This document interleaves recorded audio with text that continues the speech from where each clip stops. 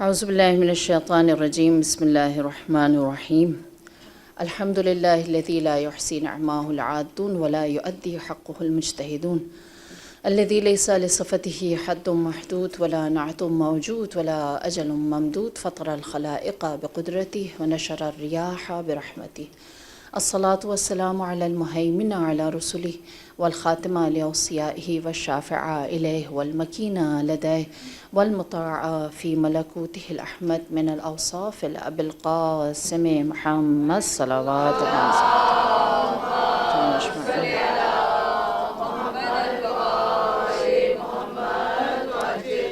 وعلى أهل بيته الطيبين الطاهرين المعصومين المظلومين سيما بقية الله في أرض الروح وأرواح العالمين لتراب مقدمه فداه. أما بعد فقد قال الله تبارك وتعالى في القرآن المجيد بسم الله الرحمن الرحيم فعقروها فأصبحوا نادمين صلوات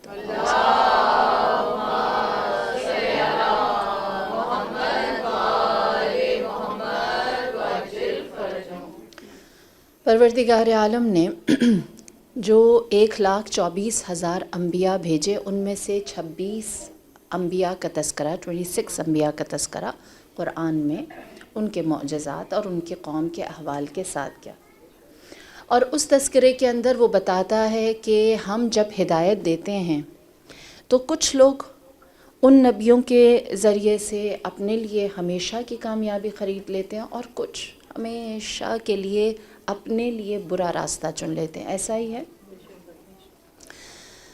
پروردگار عالم جب قوم ثمود یا حضرت صالح کی قوم کا تذکرہ کرتا ہے تو اس میں خداوند کریم سورہ شعراء میں حضرت صالح کی بطور نبی اور قوم ثمود کی بطور راہرو، بطور قوم، بطور عوام، دونوں کا فرق دکھاتا ہے اور پھر انجام بھی بتاتا ہے.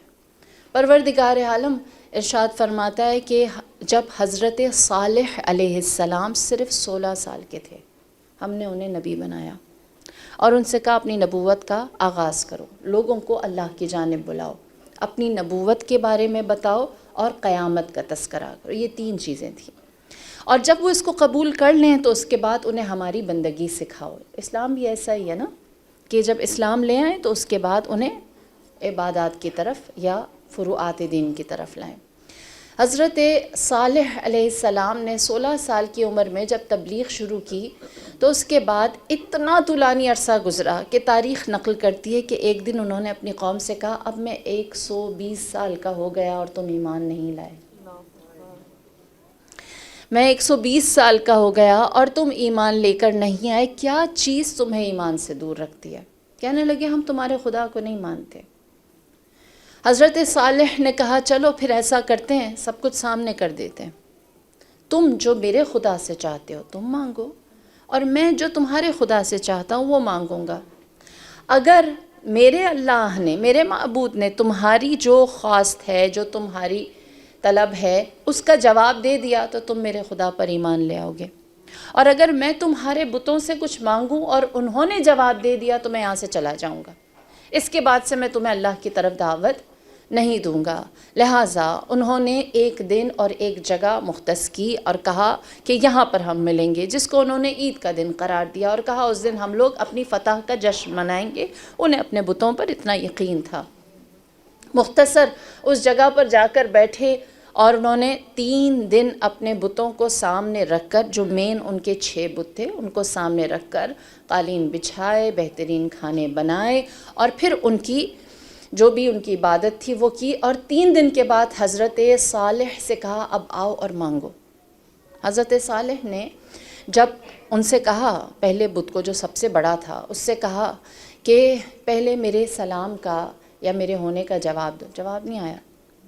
پھر کہا، جواب نہیں آیا. کہا شاید یہ بڑا بت تمہیں پسند نہیں کر رہا. انہوں نے یہی کہا. دوسرے سے کہو.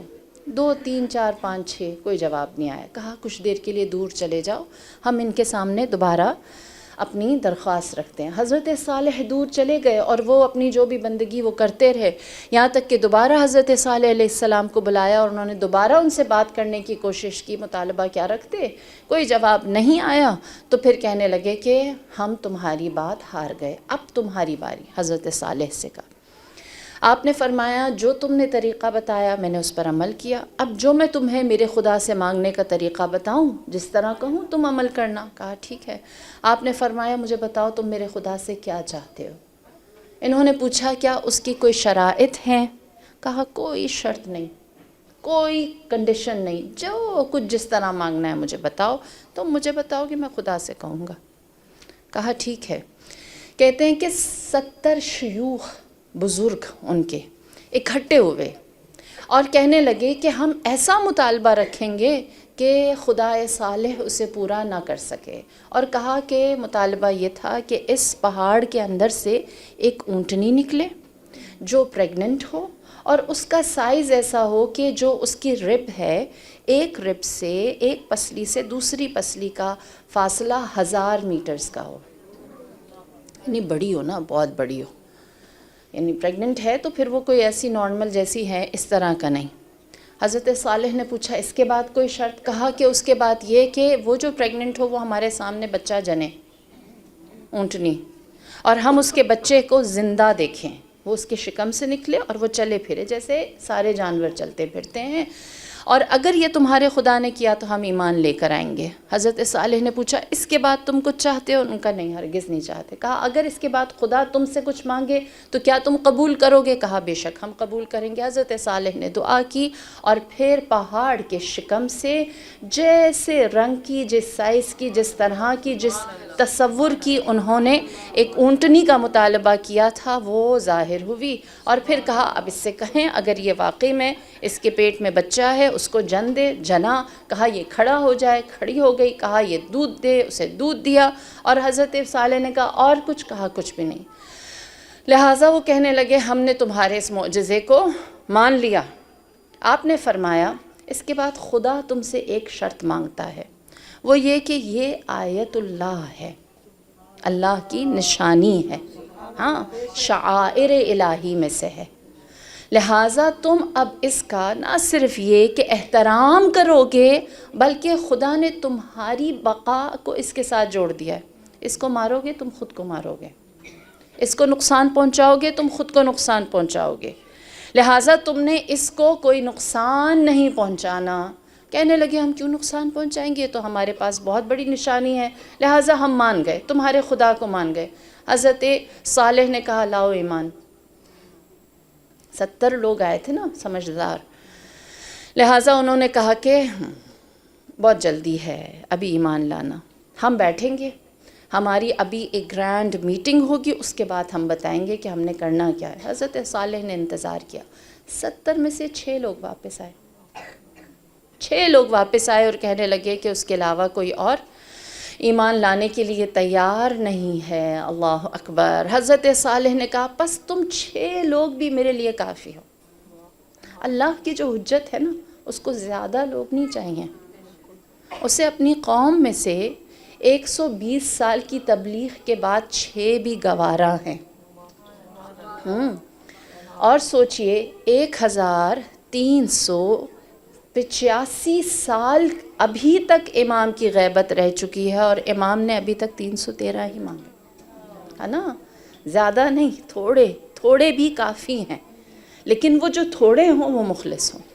لہٰذا قبول کیا، اور پھر اس کے بعد کیا ہوا سرسری بیان کرتی چلوں کہ قوم صالح نے اس اونٹنی کو دیکھا کہ وہ اونٹنی اپنے بچے کو دودھ پلاتی ہے اور اس کا بچہ بہت دودھ پیتا ہے اور پھر بھی بچ جاتا ہے۔ کہا کیا ہم اس میں سے لے سکتے ہیں؟ آپ نے فرمایا لے سکتے ہیں، اس کے بدلے میں تمہیں اسے پانی پلانا ہوگا۔ اب آپ جانتے ہیں اونٹ جو ہے وہ پانی سٹور کرتا ہے نا اپنے جسم میں، اور جب پیتا ہے تو زیادہ پیتا ہے۔ تو ایک دن اس نے خوب پانی پیا، اور جب پانی پیا کسی اور کے لیے پانی نہیں بچا، تو کہنے لگے کہ یہ تو اللہ نے ہمارے لیے ایک عذاب بھیجا ہے، تصور کریں۔ لہٰذا ان میں سے کچھ لوگ یہ کہنے لگے کہ ہمیں اس نشانی کو مٹانا ہوگا، اگر ہم مٹائیں گے تو ہمارے خداؤں کی عزت رہے گی۔ آپ لوگوں کو اگر وقت ملے نا کہ کبھی انبیاء کا تو قوم صالح، قوم ثمود، ان کا ضرور تذکرہ قرآن میں تفصیل سے پڑھیں، کبھی وقت ہو تو انشاءاللہ میں تفصیل بیان کروں. لہٰذا وہ اس نتیجے پر پہنچے کہ اس اونٹنی کو مارنے میں ہی ہمارے خداؤں کی بقا ہے، اور ان میں سے کچھ لوگوں نے ارادہ کیا کہ ہم اس اونٹنی کو مار ڈالیں. لہٰذا اس کے اوپر تیر بھی مارے گئے اور اس کو ذبح بھی کیا گیا، اس کا گوشت پکایا گیا اور اس کے بچے کو ڈرا کر آبادی سے باہر بھیج دیا گیا. پھر کچھ لوگوں کو اس کے بچے کے پیچھے بھیجا گیا اور اونٹنی کے بچے کو بھی بالآخرہ مار دیا گیا. حضرت صالح علیہ السلام نے جب یہ سارا ماجرا دیکھا تو کہا کہ اب تم 3 دن انتظار کرو اور دیکھو خدا کیا کرتا ہے. اور 3 دن زمین اور آسمان میں لرزا رہا،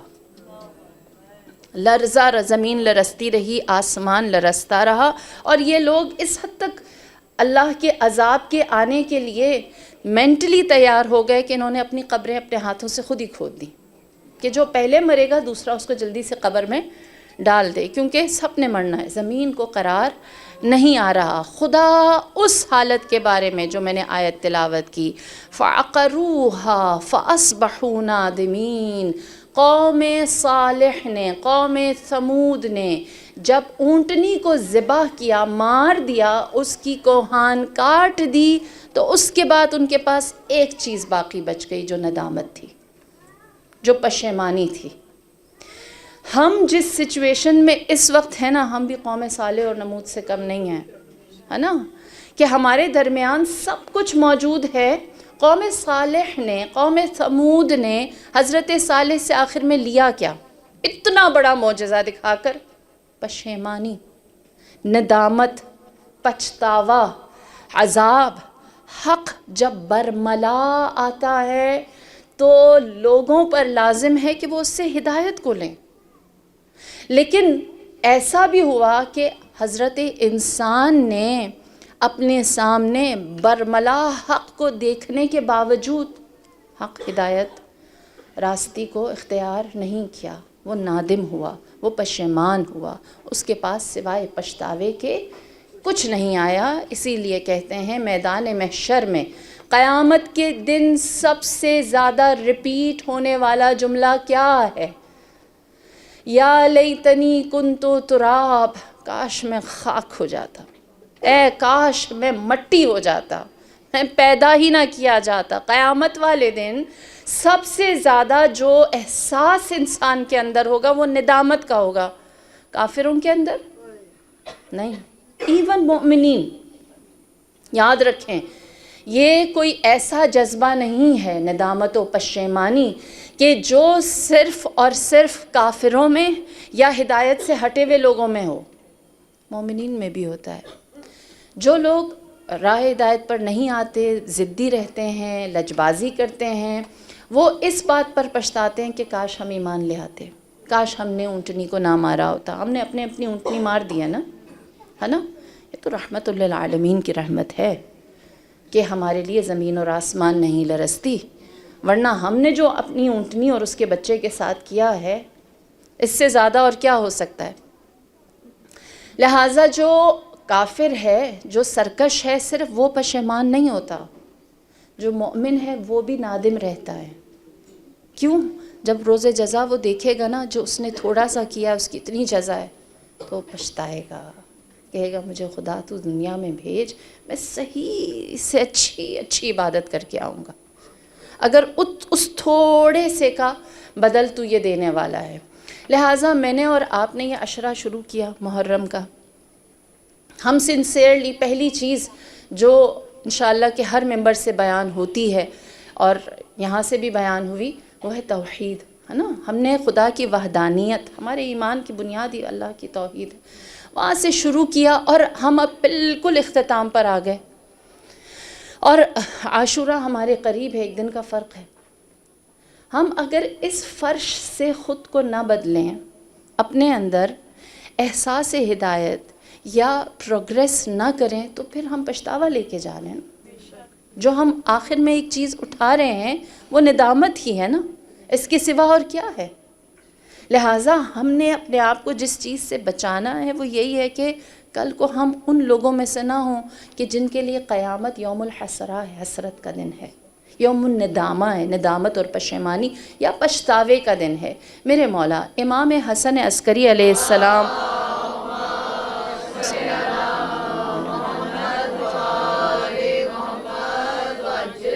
آپ فرماتے ہیں کہ جو شخص ندامت کی سواری پر بیٹھ جاتا ہے اس کی منزل، جو باطل کی سواری پر بیٹھ جاتا ہے اس کی منزل ندامت ہے، جو کاہلی کی سواری پر، لیزینس کی سواری پر بیٹھ جاتا ہے اس کی منزل ندامت ہے، وہ پچھتاتا ہے۔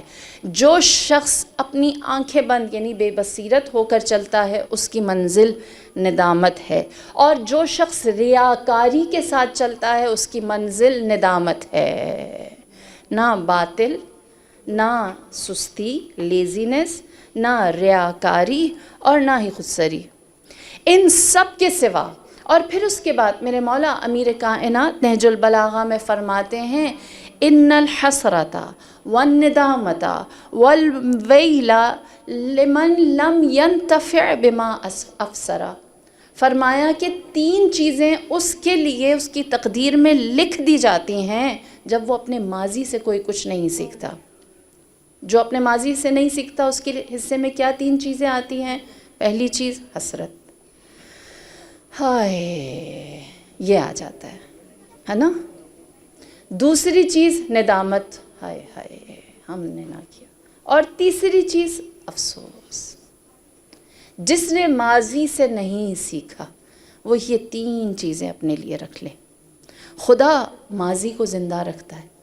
خدا قرآن میں نے قوم صالح کا واقعہ کہاں سے؟ قرآن میں خدا نے بتایا اس قوم کو ہم نے نادم پشیمان قوم کہا، اور اس کے بعد زمین و آسمان نے ان کی ہستی کو، ان کے وجود کو، ان کی ایگزسٹنس کو ختم کر دیا۔ جو پچھتاوے میں رہتا ہے اس کو ہم یہ نہیں کہتے تم بہت اچھے ہو،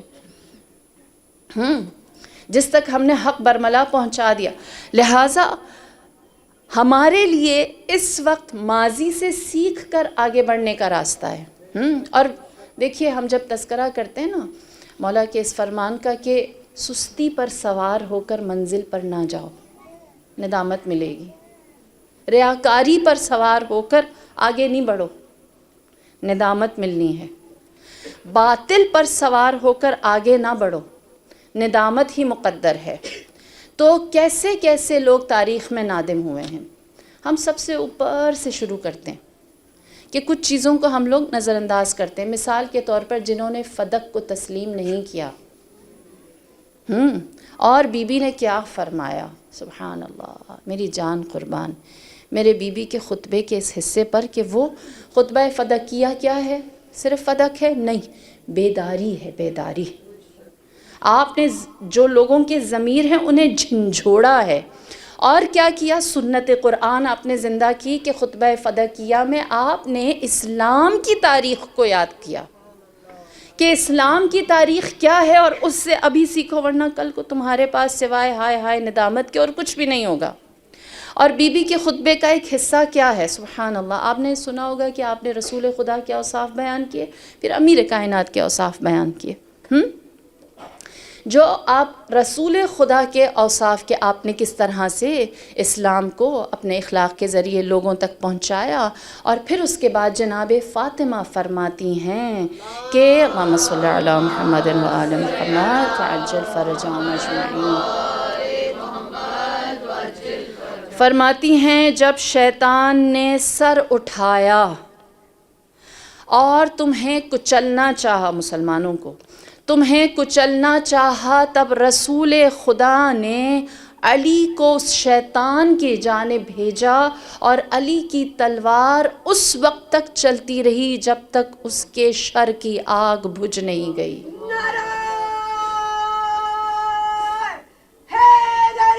یا علی اللہم صلی اللہ محمد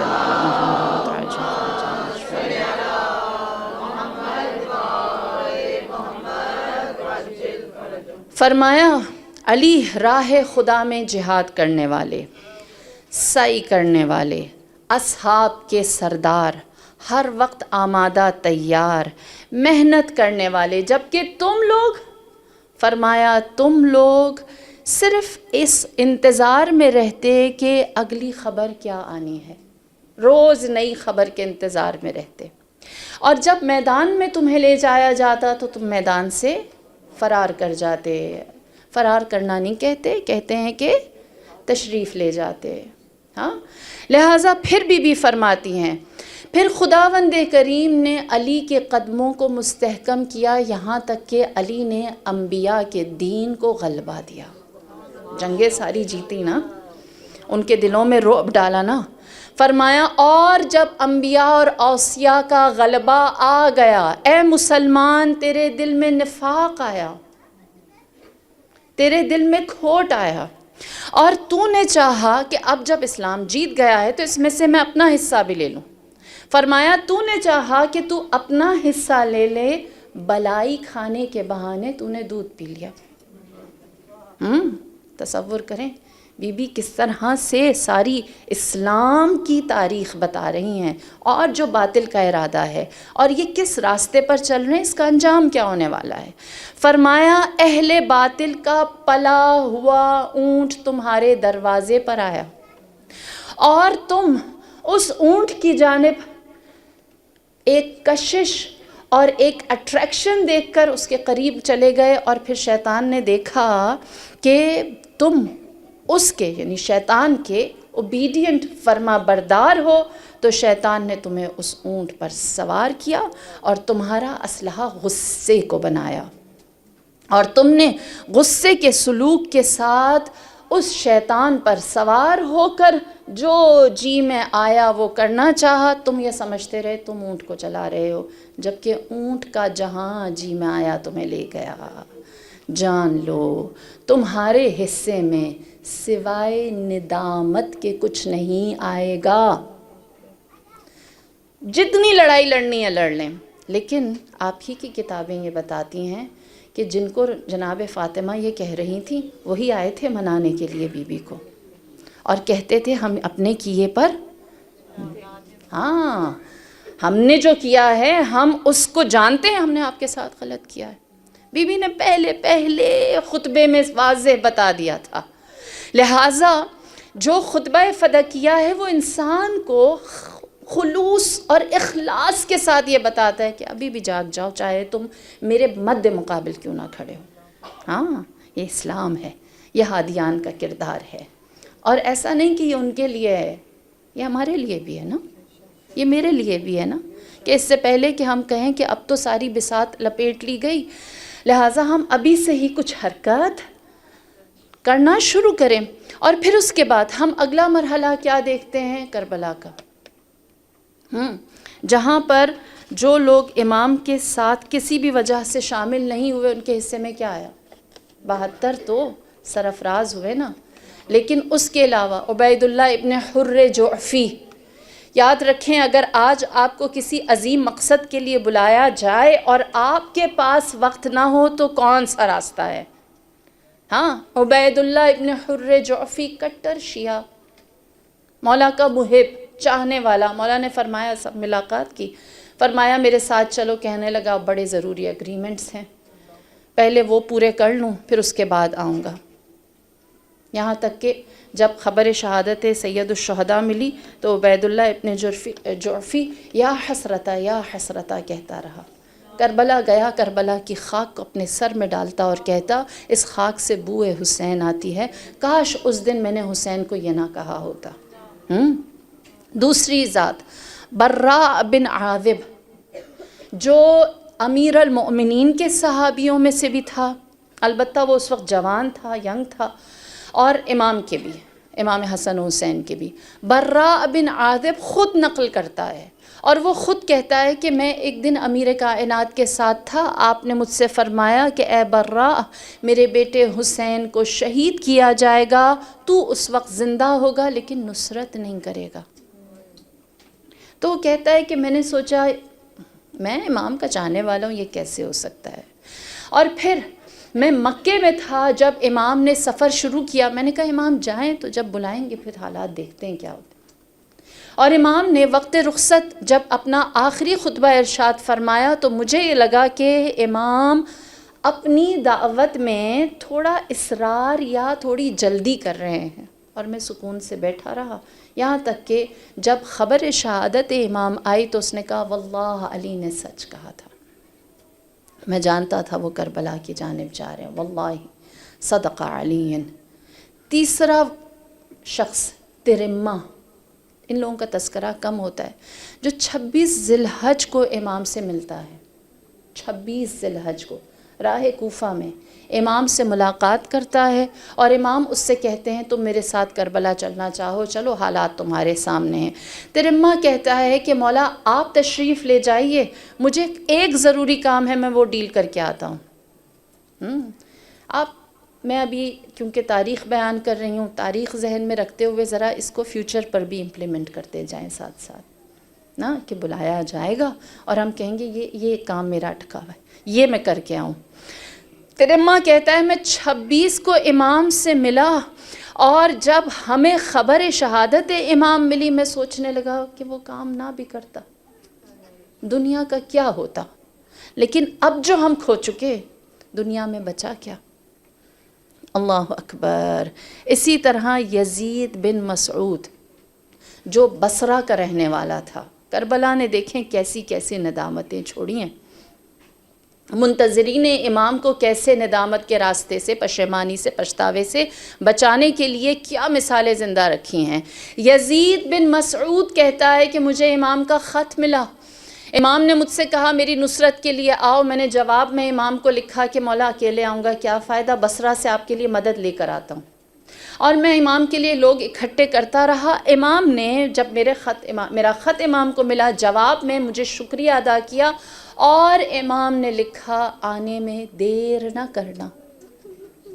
یزید بن مسعود 200 لوگ لے کر جب کربلا پہنچا، 200 لوگ لے کر جب وہ کربلا پہنچا، وہاں پر سوائے تن پارا کے اور کچھ نہ تھا۔ یزید بن مسعود کہتا ہے میں نے امام کا یہ کہنا کہ جلدی کرو، ہے نا، ہم نے بھی آپ سب نے یہ روایت سن رکھی ہے کہ امام زمانہ فرماتے ہیں اپنی دعاؤں میں مجھے یاد رکھو، ہے نا۔ اللہ اکبر۔ آپ سب صاحبان دل ہے، جانتے ہیں کہ اس کا جواب پھر کیا ہونا چاہیے ہے۔ اللہ اکبر۔ روایت کہتی ہے سلمان بن سرد خزاعی، جنہوں نے جناب مسلم کے لیے قیام کیا تھا، لیکن جناب مسلم کا انجام دیکھنے کے بعد آپ نے کربلا میں امام کے ساتھ شرکت نہیں کی، اور جب وہ شرکت نہیں کی تو اس کے نتیجے میں جب آپ تک خبر شہادت امام پہنچی ہے تو آپ پچھتاتے اور کہتے جب میں نے اپنے آپ کو سفیر حسین کے لیے جیسا قیام کیا تھا کاش میں نے حسین کے لیے بھی ویسا ہی قیام کیا ہوتا۔ اللہ اکبر۔ سنتے چلیے، ایک شخص، اب تھوڑا سا ہم آگے جائیں، ایک شخص خانہ خدا سے لپٹا ہے، روایت کہتی ہے، اور وہ زار و قطار رو رہا ہے اور کہتا ہے کاش میں خانہ کعبہ کے غلاف کو تھام کر دعا کر سکوں، یعنی اپنے آپ کو غلاف پر پھینکا ہوا ہے اور دعا کیا کر رہا ہے، کاش میں پکڑ کے خانہ کعبہ کو دعا کر سکوں، اور جو میں نے کیا کاش وہ میں نے نہ کیا ہوتا۔ کسی نے پوچھا اے شخص تیرے دونوں ہاتھ ہیں، پکڑ لے خانہ کعبہ کا غلاف، ہاتھ میں لے لے، ساتھ چپکے ہوئے ہو، لپٹے ہوئے ہو۔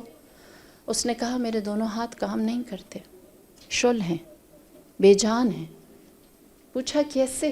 کہنے لگا میں کربلا میں تھا اور میں نے ان ہاتھوں سے حسین کے علمدار پر حملہ کیا تھا۔ اللہ اکبر۔ دیکھیے پچھتاوا کیا ہوتا ہے۔ میں صرف یہ مثالیں اس لیے بتا رہی ہوں کہ تاریخ زندہ رہے، خدا نہ کرے کہ ایسی مثال ہم میں سے کسی پر امپلیمنٹ ہو۔ پہلے والی تو ہو رہی تھیں، یہ والی خدا نہ کرے ہو۔ دوسری جگہ روایت کیا کہتی ہے؟ عمر ابن حجاج، یاد رکھیں یہ نام، عمر ابن حجاج، اس کو ایسی بیماری ہوئی کہ اس کی زبان خشک رہتی، اور اس کو جتنا پانی پلاتے پیٹ پھول جاتا لیکن زبان کی خشکی نہیں جاتی۔ بہت جگہ علاج کروایا، لیکن اس کی زبان کی تری جب کسی صورت شہد دیا، اسے پانی دیا، زبان کو کسی طرح سے بھی نہیں گئی، تو اس سے پوچھا کہ کیا وجہ ہے تجھ پر ایسی بیماری آ گئی ہے، تو خدا سے استغاثہ کر۔ اس نے کہا میں خدا سے کیا استغاثہ کروں، میں خدا سے معافی بھی مانگوں مجھے نہیں دے گا، میں جانتا ہوں میرا گناہ بڑا ہے۔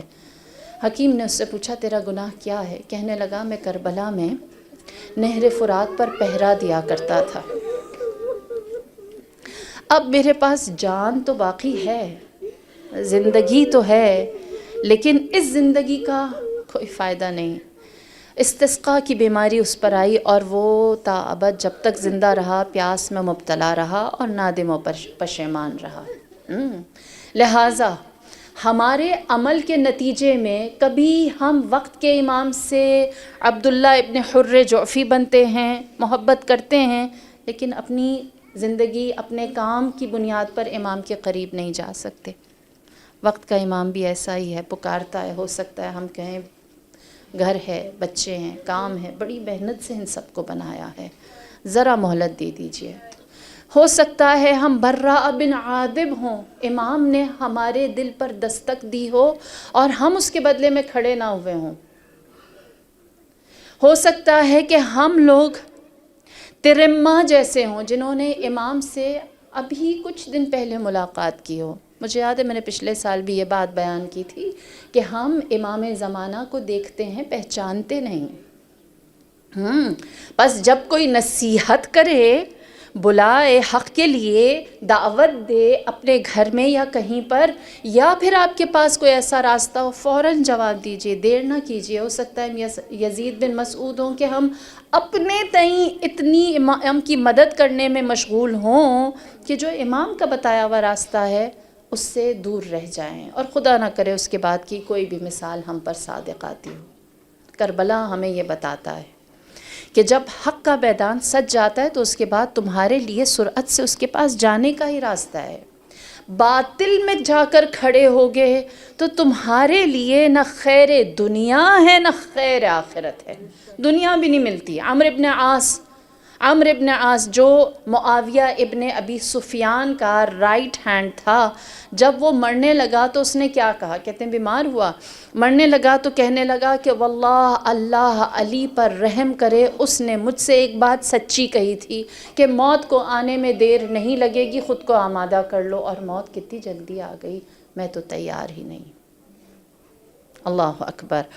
عبد الملک بن مروان جو ایک ظالم جابر شخص تھا، حجاج ابن یوسف ثقفی کو اسی نے پورا کھلا ہاتھ دے رکھا تھا، جو یزید کے نقش قدم پر تھا، اس حد تک سفاک۔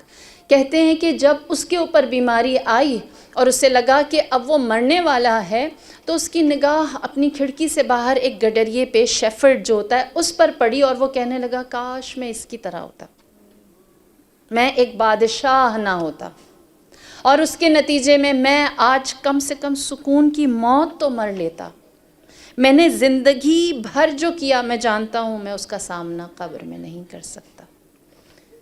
یعنی جو لوگ دنیا میں، میرا کہنے کا مطلب یہ ہے کہ جو لوگ دنیا کی خاطر حق کو چھوڑ دیتے ہیں نا، ان کے حصے میں دنیا بھی نہیں آتی۔ وہ اس دنیا میں ہی اپنے پچھتاوے اور اپنی ندامت اور اپنے اندر موجود اس گلٹ کا اظہار کر کے چلے جاتے ہیں، ہے نا۔ البتہ جو لوگ چاہتے ہیں کہ انشاءاللہ کہ ہم سب کے دل میں ہو کہ ہم اس فرش سے کچھ بھی لیں، پچھتاوا نہ لیں، ہے نا، ہم ان مجالس سے کچھ بھی حاصل کر لیں، ندامت نہ لیں کہ او ساری زندگی مجالس میں جا کر اپنا جسم تو رکھا لیکن نہ اپنا دل رکھا، نہ اپنی عقل رکھی۔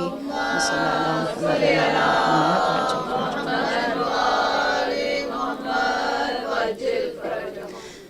خدا نہ کرے کہ ہم ندامت کو، اس پشیمانی کو اپنے دامن میں جگہ دیں۔ مولا فرماتے ہیں 3 چیزیں ہیں جس کی بنیاد پر کوئی بھی انسان اپنے لیے پچھتاوا لے سکتا ہے۔ پہلی چیز فرمایا مباحات، اپنے آپ کو دوسروں سے بہتر، اپنے جسے ہم کہتے ہیں سیلف آبسیشن، سیلف پریز، خود پسندی، اپنی رائے کو پسند کرنا، اپنے آپ کو پسند کرنا۔ دوسری چیز فرمایا المفاخرہ، اپنی کوالٹیز پر فخر کرنا، دوسروں کو کمتر سمجھنا، اپنے حسب نسب پر فخر کرنا، دوسروں کو کمتر سمجھنا، اپنی دنیا کی چیزوں پر ایسا فخر کرنا کہ دوسروں کو اس سے کمتر سمجھے، مفاخرہ، فخر کرنا دوسروں کی نسبت اپنی چیزوں پر۔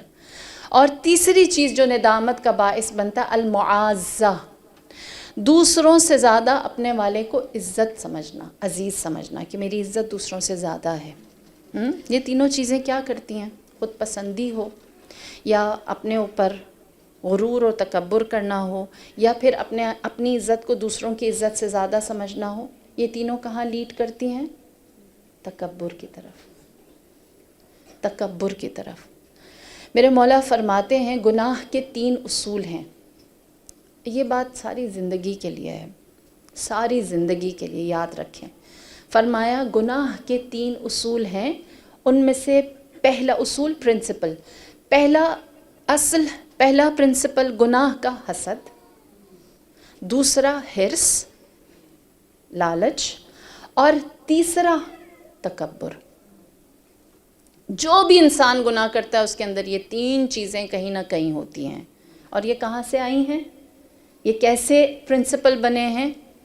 ابلیس نے جو عمل کیا اس کے اندر حرص بھی تھا، تکبر بھی تھا، اور حسد بھی تھا۔ یہ تینوں چیزیں موجود۔ لہٰذا مولا فرماتے ہیں کہ جو شخص ندامت کے راستے میں ہے وہ اپنی عزت کو دوسروں کی عزت سے زیادہ سمجھے گا، وہ اپنے مال کو دوسروں کے مال سے زیادہ سمجھے گا، اور اپنی کوالٹیز کو دوسروں کی کوالٹیز سے بہتر سمجھے گا۔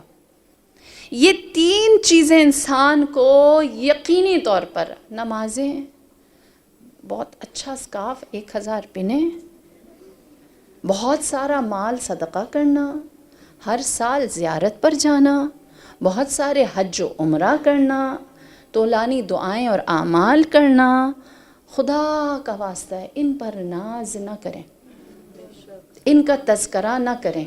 عقل و شعور کی بات کرتی ہوں، عقل و شعور کی بات کرتی ہوں، شراب طہور کی بات کرتی ہوں، ذکر علی غرور سے کرتی ہوں، نعرہ حیدری لنگر صلوات اللہم صلی علی محمد وآل محمد۔ ہماری درسگاہ کربلا کربلا ہماری درسگاہ کربلا کربلا، حیدری یا علی یا علی، اللہم صلی علی محمد وآل محمد وعجل فرجنا۔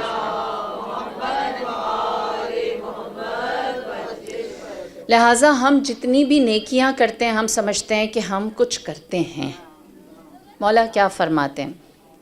فرماتے ہیں کہ اپنی نیکیوں کو ایسے چھپاؤ جیسے اپنا عیب چھپاتے ہو، جیسے اپنی برائی کسی کو نہیں بتاتے نا، جیسے ذکر آتا ہے ٹاپک چینج ہو جاتا ہے نا، ادھر سے اٹھ جاتے ہو نا، یا پھر اس کے بارے میں کچھ کہتے نہیں ہو، بہت ہی اچھے ہو تو صبر کر جاتے ہو۔ اسی طرح فرمایا کہ جب تمہاری نیکی کا تذکرہ آئے تو اس کو اس طرح سے چھپاؤ، ٹاپک چینج کر دو، اٹھ کے چلے جاؤ، نہ یہ کہ اور لقمے دینا شروع کرو، ہے نا۔ اکثر ایسا ہوتا ہے کہ ہم لوگ جب 2 یا 3 یا 4 دفعہ زیارات چلے جائیں تو الحمدللہ میں تو ہر سال جاتی ہوں، ہے نا، اللہ کا شکر ہے۔ ہاں، یہ مومن کی صفت نہیں ہے، یہ ندامت کا راستہ ہے، یہ ندامت کا راستہ ہے۔ کچھ جملے میں آپ سے کہہ رہی ہوتی ہوں، مخاطب ظاہراً آپ ہوتے ہیں، اصل میں خود اپنی ذات ہوتی ہے۔ ہاں، یہ بیماری ممبر والوں میں بہت زیادہ ہے۔ اتنا عرصہ ہوا ہم تو کر رہے ہیں خدمت، اللہ کا شکر ہے نا۔ تو یہ ندامت کا راستہ ہے، یہ پشیمانی کا راستہ ہے، اس کے بعد کچھ حاصل نہیں ہونا۔ نبی خدا فرماتے ہیں مجھے پسند ہے میرے 5 کام بطور سنت میری امت اختیار کرے، میرے 5 کام میری امت بطور میری سنت اختیار کرے، یہ مجھے پسند آئے گی۔ پہلی چیز سنیں رسول خدا کیا چاہتے ہیں میں اور آپ کریں۔ فرمایا پہلی چیز بچوں کو سلام کرنا، ہے نا. ہم کیا کرتے ہیں, بچوں کو ڈانٹتے ہیں یا پھر جج کرتے ہیں, اس کے بچے تو تمیز ہی نہیں, سلام ہی نہیں کرتے. ایسا ہی ہے نا. ہم دیکھتے ہیں اگر آپ نے اپنے کسی بالخصوص بہو کو یا بھابھی کو جج کرنا ہے تو پھر کیا کریں گے, وہ بچوں کو سلام کرنا نہیں سکھایا. رسول کیا فرما رہے ہیں کہ سنت میری میں چاہتا ہوں کہ لوگ میرے بعد زندہ رکھیں, اسے اپنائیں. ان میں سے ایک یہ ہے کہ وہ بچوں کو سلام کریں, کیونکہ آپ خود سلام کرتے تھے. دوسری چیز فرمایا سادہ لباس پہنیں. ہاں, زیادہ مزین آراستہ, خدا رسول خدا سادہ لباس پہنتے تھے. کافی ہے نا اتنا کہنا, آپ سمجھ گئے ہوں گے. تیسری چیز فرمایا سادہ سواری. ہاں, رسول خدا کے زمانے میں سوچیں, لوگوں کے پاس اونٹ بھی ہوتے تھے, گھوڑے بھی ہوتے تھے, لیکن رسول خدا کی سواری خچر تھا, حمار. فرمایا چوتھی چیز, جو چاہتے ہیں کہ میری امت بطور سنت اختیار کرے, غریب کے ساتھ ایک دسترخوان پر بیٹھنا. ہاں, کہ اپنے دسترخوان پر صرف اپنے سٹیٹس کے لوگ نہیں. ہاں, فرمایا غریب کو اپنے دسترخوان پر اس کے ساتھ بیٹھ کر کھانا. اور چوتھی چیز فرمایا جانوروں کا خیال رکھنا. اللہ اکبر, ہم نے اس چیز کو اتنا وہ کر دیا کہ اب دوسروں نے سے اپنی صفت بنا لی ہے نا. ہاں, لہٰذا فرمایا کہ جانوروں کا خیال رکھنا. یہ 5 چیزیں میں چاہتا ہوں کہ یہ میری امت میں رہیں. اور ان 5 چیزوں کے اندر ہے کیا؟ عاجزی, تواضع, اپنے آپ کو خضوع کے ساتھ رکھنا. فخر کو توڑ دو, مباحات کو توڑ دو, اپنے آپ کو لوگوں کے سامنے تواضع کے ساتھ رکھو. کسی سے زیادہ خود کو عزت دار نہ سمجھو.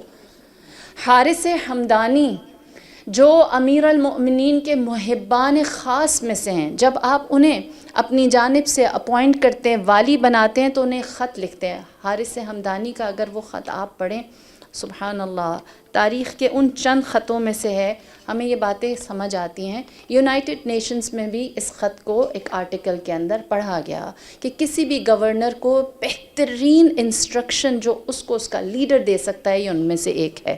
ہمارے ہاں مالک اشتر والا خط معروف ہے, حارث حمدانی والا خط بھی جو امام نے اس کو لکھا ہے, اس میں امام کیا فرماتے ہیں؟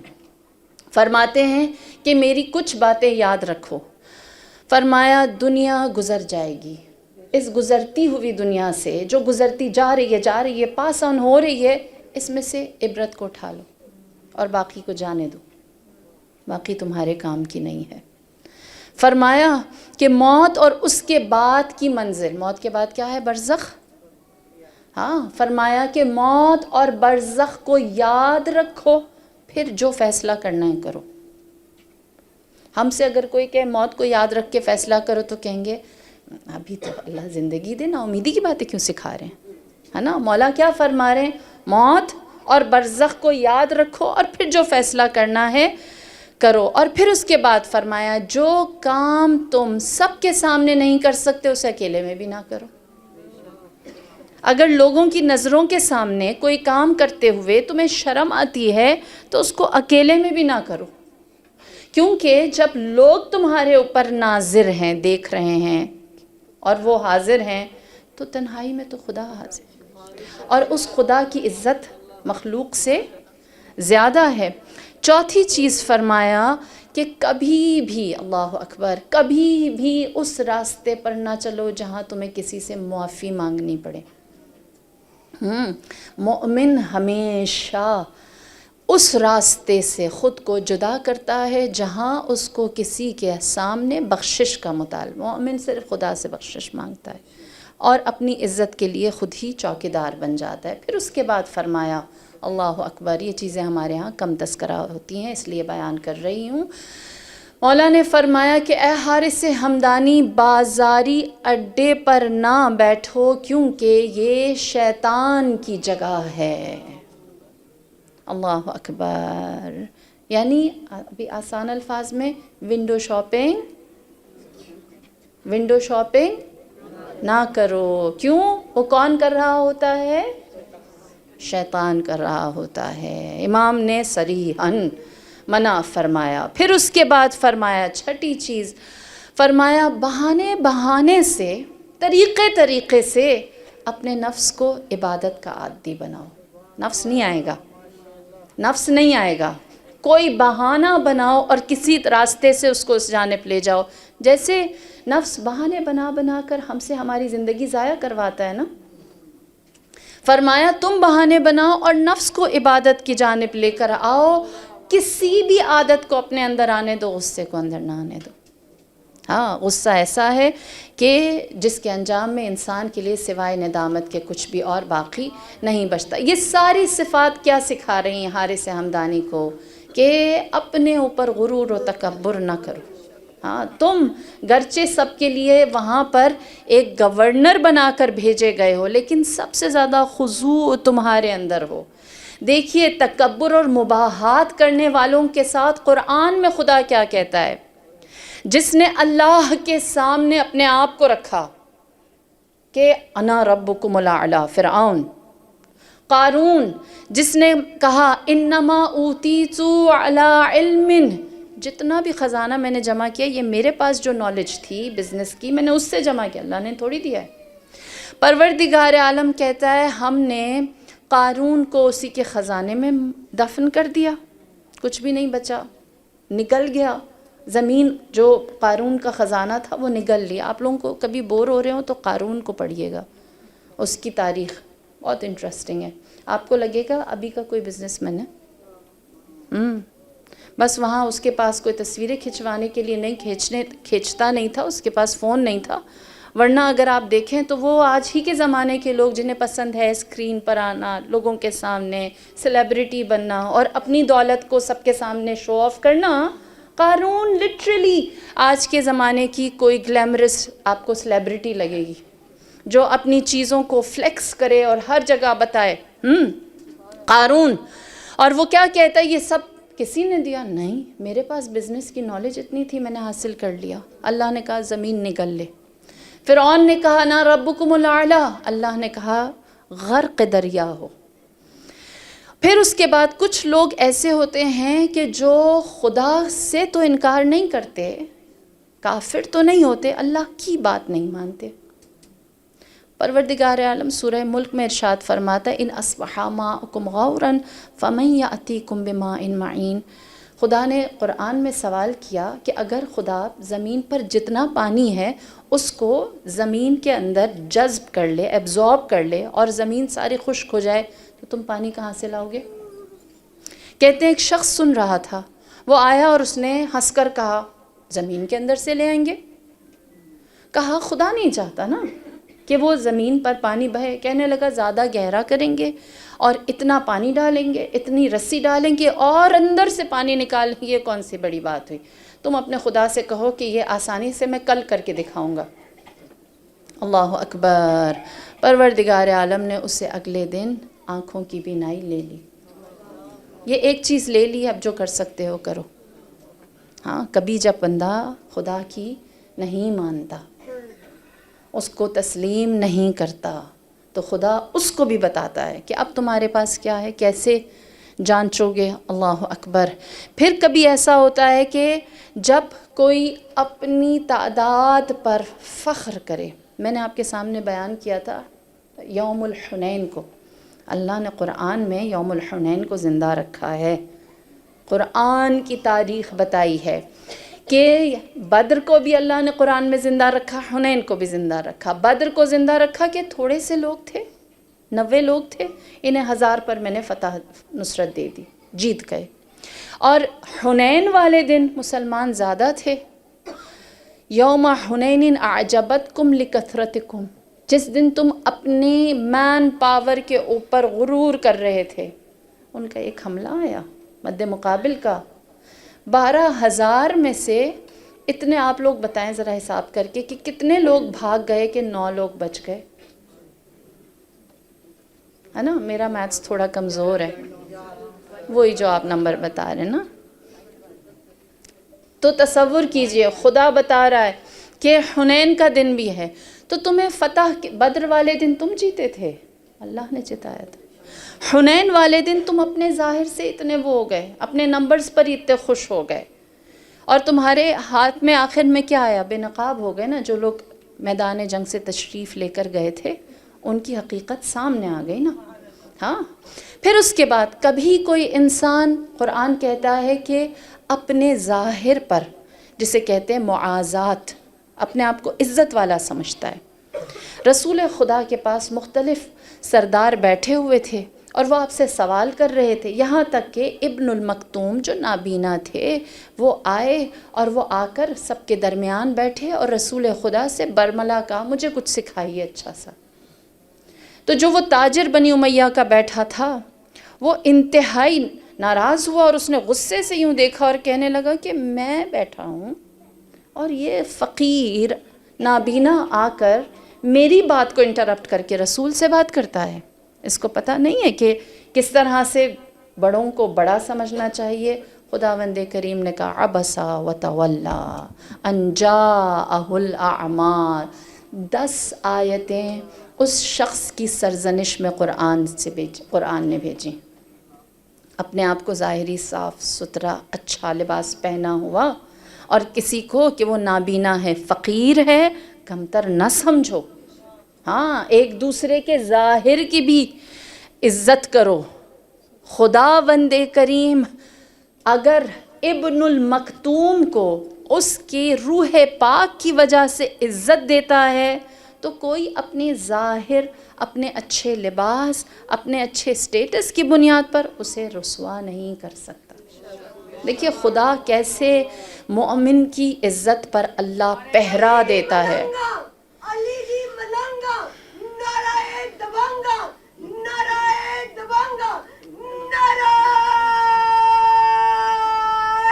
حیدری. یا علی اللہم صلی اللہ محمد وعجل فرجہم اجمعین.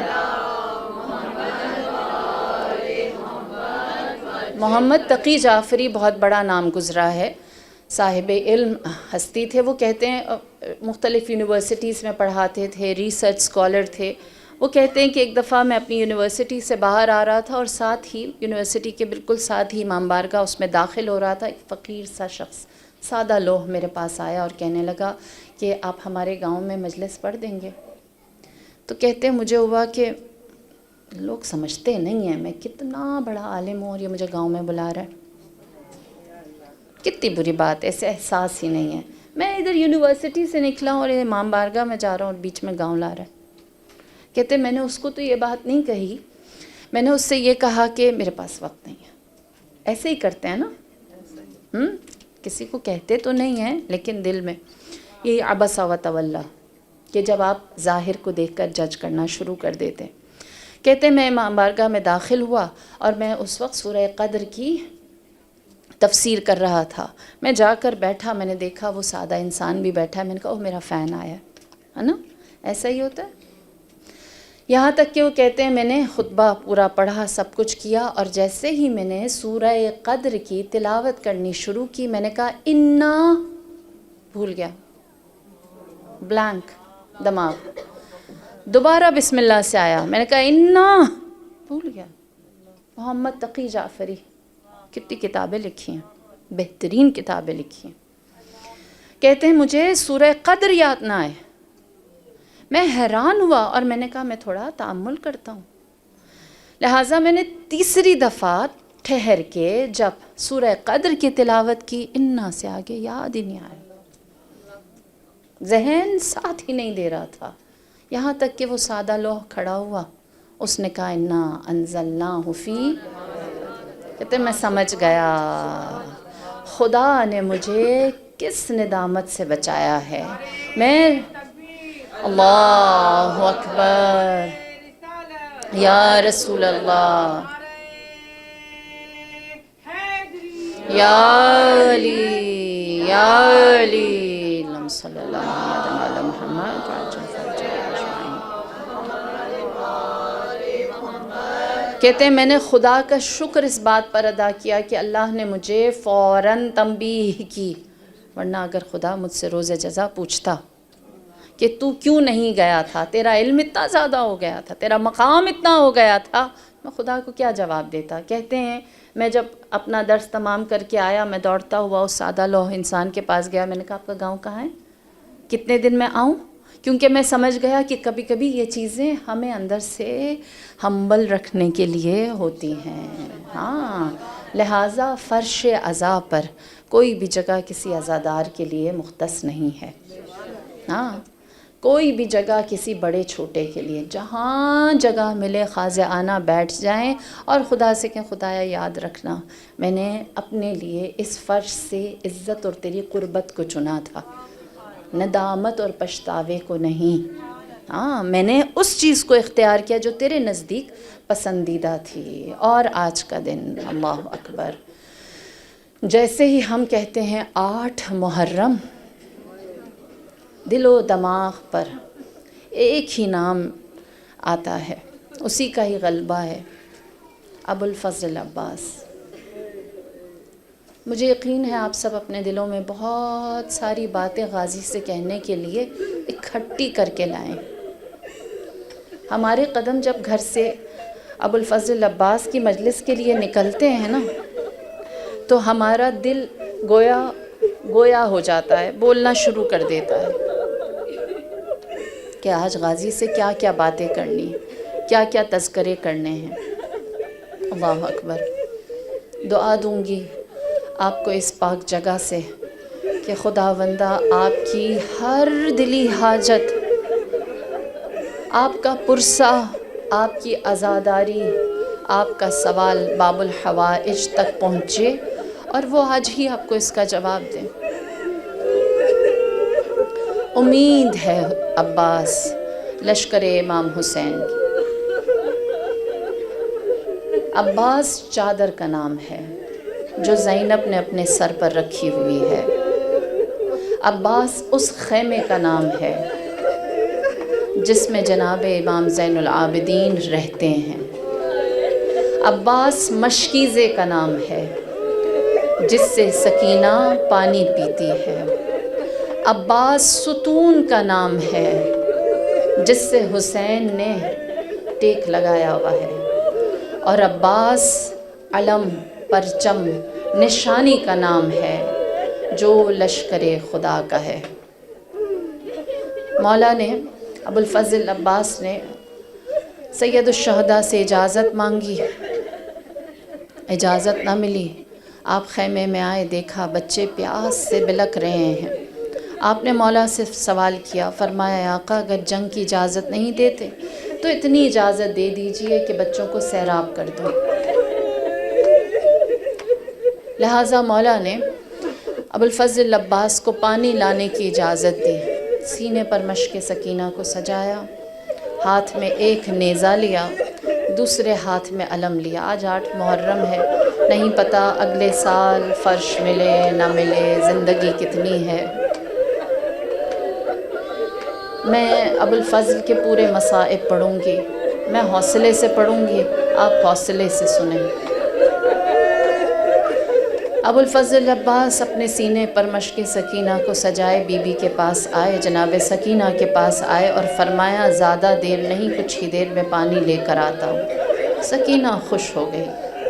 ابو الفضل عباس سوئے القمہ، سوئے فرات چل پڑے. کہتے ہیں کہ جب اشقیاء نے دیکھا کہ عباس ہاتھ میں علم لیے آ رہے ہیں، کسی میں جرأت نہ ہوئی کہ عباس کا راستہ روکے، اور مولا بڑی تیزی سے نہر فرات تک پہنچ گئے. آپ نے علم کو گاڑا، مشکیزے کو مشق سکینہ سے بھرا، ایک چلو پانی لیا، اس میں سکینہ کا مسکراتا ہوا چہرہ دیکھا، اس کا بوسہ لیا اور اس چلو بھر پانی کو نہر فرات میں دوبارہ گرا دیا.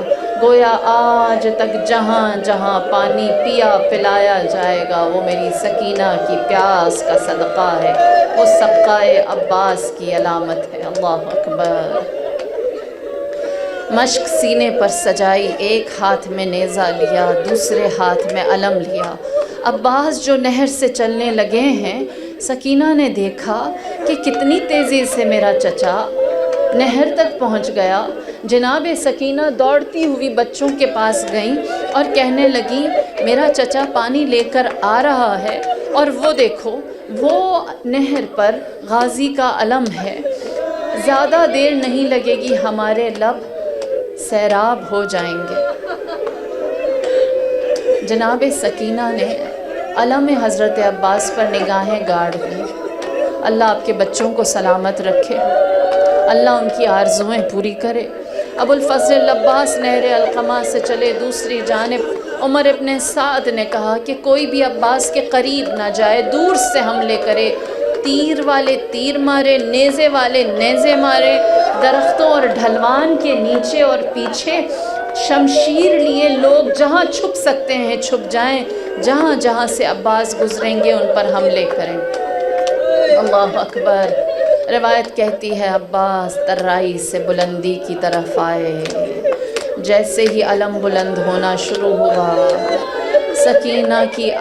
سکینہ کے چہرے پر مسکراہٹ پھیلنے شروع۔ بچوں کے درمیان کہتی میں نہ کہتی تھی میرا چچا پانی لے کر بہت جلدی آنے والا ہے، اور دوسری جانب عمر ابن سعد نے حرملہ سے کہا تو اپنا کام شروع کر۔ حرملہ کہتا ہے جیسے ہی عباس بلندی پر آئے ہم نے تیروں کی برسات کی۔ عباس نے اپنے ہاتھ میں مضبوطی سے علم تھاما اور دونوں ہاتھوں سے سینے پر موجود مشکیزے کو چھپا لیا۔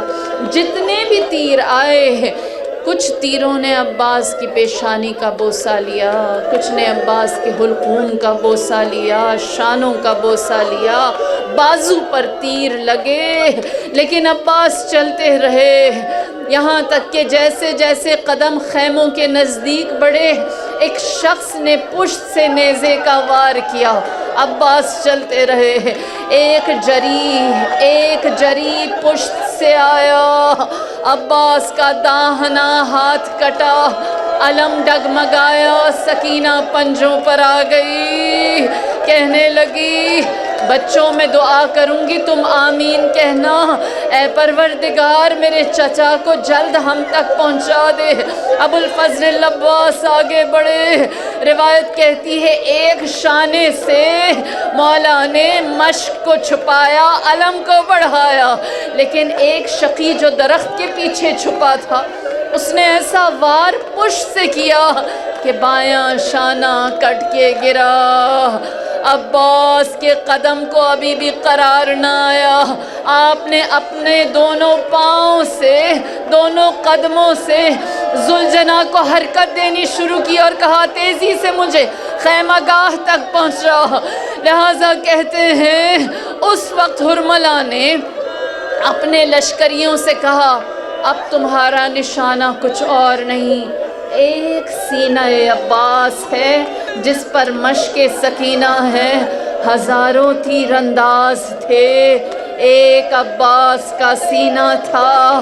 جیسے ہی تیروں کی بارش ہوئی عباس نے اپنا سر ایسا جھکایا کہ تیر مشکیزے پر نہ لگیں، اپنے قدموں سے اپنے گھوڑے کو تیز ہونے کا حکم دیا، یہاں تک کہ روایت کہتی ہے حرملہ نے کہا اب سب مل کر سینہ عباس کو نشانہ بنائیں، چاہے وہ تیر والے ہوں یا نیزے والے ہوں۔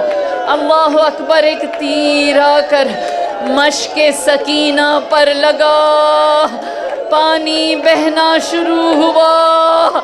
عباس جو گھوڑے کو حکم دیتے تھے تیزی سے جائے، عباس نے اپنے پاؤں کو حرکت دی اور گھوڑے کو حکم دیا اب خیمے کی جانب نہ جا۔ اب عباس سکینہ کے لیے پانی نہیں لے جا سکتا۔ اللہ اکبر۔ سنو عزادارو، عباس کے مصائب ہیں۔ کہتے ہیں جب جناب مختار نے حرملہ کو گرفتار کیا تو اس سے پوچھا بتا تو نے کون سا تیر ایسا چلایا جو کام کر گیا۔ اس نے یہ مرحلہ یاد دلایا اور کہنے لگا عباس کا بدن تیروں سے چھلنی تھا، پانی بہہ چکا تھا، لیکن عباس گھوڑے سے زمین پر نہ آتے تھے، لہٰذا میں نے اس سے شعبہ تیر اٹھایا اور میں نے دیکھا میں عباس کو کہاں نشانہ لوں، پورے بدن میں کہیں جگہ نہیں تھی۔ یاد رکھنا عزادار، پورے بدن میں کہیں جگہ نہیں تھی سوائے عباس کی آنکھوں کے۔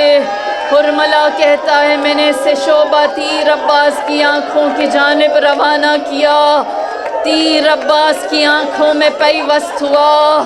دل والوں مجھے بتاؤ، جس کی آنکھ میں تیر ہو اور وہ اسے نکالنا چاہے، دونوں بازو نہیں کیسے نکالے؟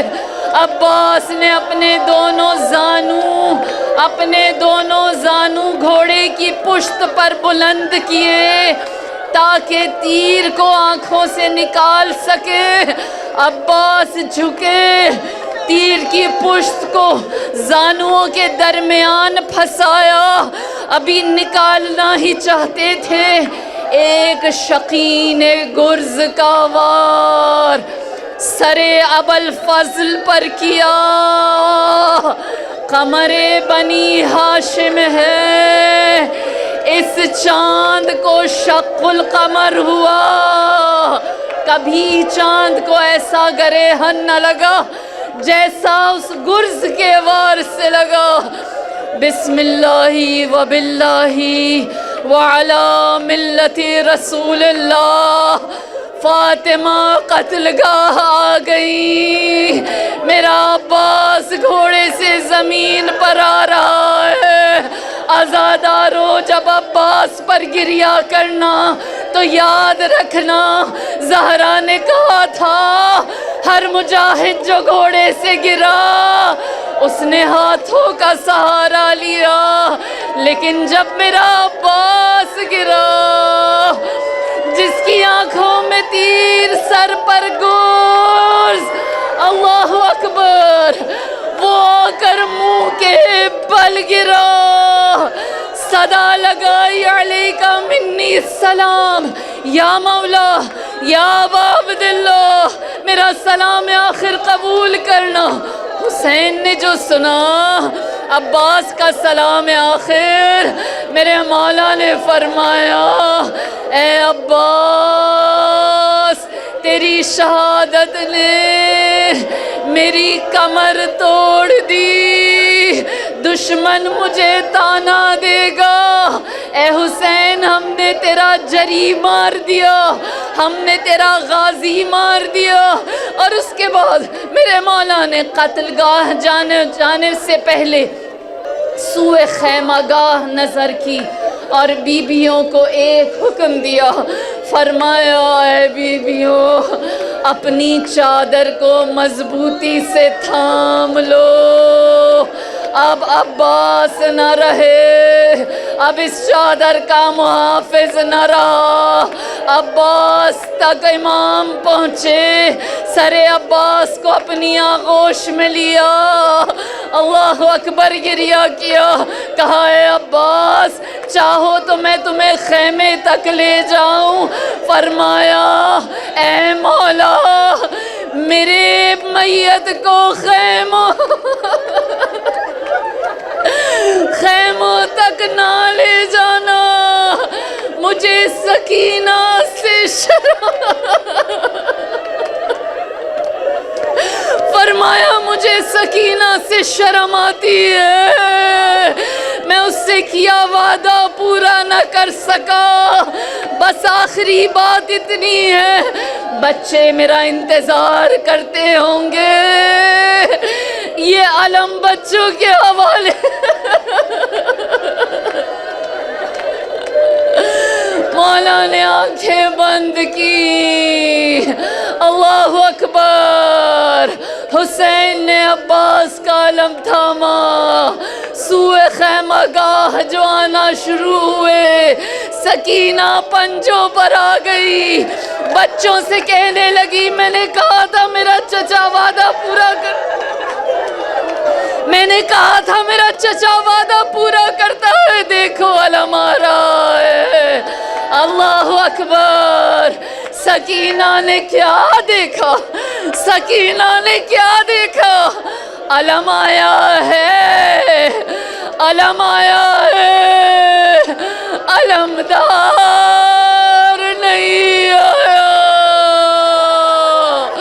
اے ام البنين إنا لله وإنا إليه راجعون. ہائے زینب کبریٰ إنا لله وإنا إليه راجعون. ہائے والی سکینہ